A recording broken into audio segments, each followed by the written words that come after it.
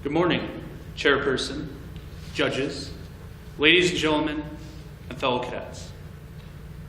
Today I'm here to address a problem that I witnessed and heard at my school's Remembrance Day Assembly on November 10th, 2016, regarding some very rude and inappropriate comments that were made. The comments that were made have changed my perspective on some of my peers, and have made me realize how ignorant some people are about how much hardship our veterans go through just to reintegrate in civilian life. Like getting a job, coming back to their families, caring for the children, and for some, trying to find help or talk to someone about the experiences that have made them leave a piece of them back in the hell they endured for such a long period of time. Some of the comments were as follows: "This is stupid and pointless. That was a waste of time. They deserve to die." How many of you know or knew someone who has served in the military? Is anyone comfortable with sharing this? Would you like to share, sir, back there, or no? You're nodding your head, so I wasn't sure, sir. Sorry about that. I've had my own family also serve for this country, and I've also had an uncle serve as a Marine in Vietnam.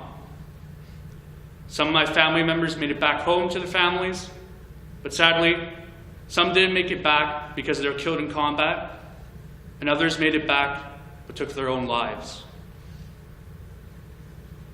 The many men and women who have given their lives for this country or have gone overseas didn't just go to protect our country.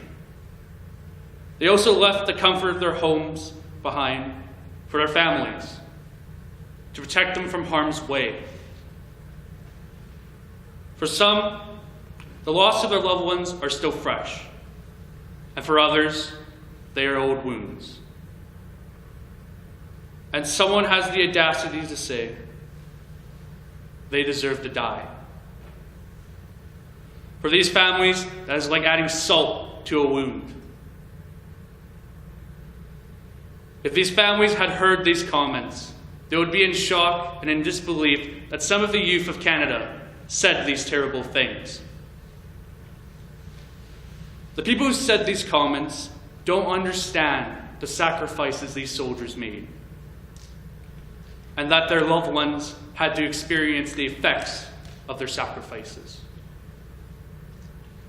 Of course, not every member of the military lost their lives overseas. On October 22nd, 2014, Corporal Nathan Serrero was fatally shot and killed on Parliament Hill in Ottawa, Ontario. While he was on ceremonial guard duty, a lone gunman shot him. He was unarmed and wasn't prepared for the fact that he would need to battle for his own life on the land he fought to protect. Another soldier, Corporal Shane Burke, from my own hometown of Terrace, BC, served his country as an infantry soldier in Afghanistan for 3 years. But he wasn't killed in the line of duty.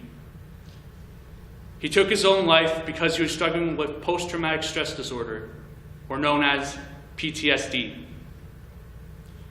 Most veterans deal with this at a certain point, and it is forgotten that many struggle with this and hide it, just like Shane Burke.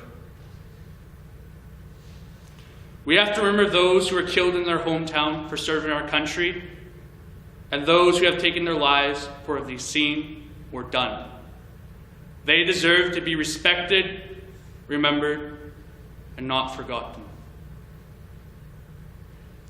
This speech was hard for me to write because it's personal to me. Members of the Canadian military have always been my role models because of how they left their families and comforts behind for the betterment of Canada, and how some of these soldiers don't want to be received as heroes because they are humble and just strive to be remembered, but as people who cared.